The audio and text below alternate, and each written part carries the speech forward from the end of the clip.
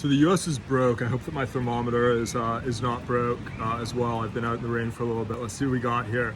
Welcome to Temp Check with Jeff. 97.5. I hope your temperature is similarly low. I hope that you're chill.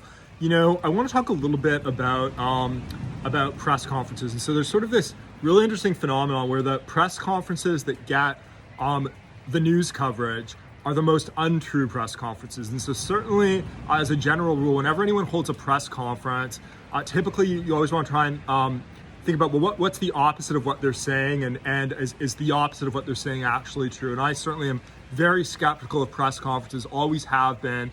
And the media tends to cover the most untrue press conferences the most. This is like how the media operates. The more untrue it is, the more they cover the press conference. Now, the opposite, I think, is actually true for the true press conferences. And we've actually had over the last few months, every month, I think, the Fed has given a press conference, okay? The Federal Reserve has given a press conference, and Jerome Powell has basically said again and again and again in different ways that, as the US Fed, they're targeting somewhat higher inflation than we've historically had, there's going to be like 0% interest rates for the next 4 years.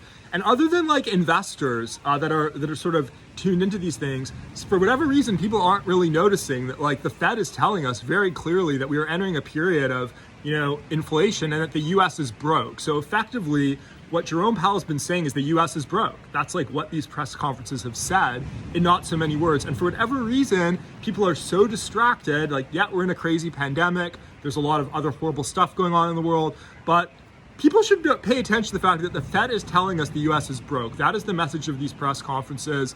People should be listening to it.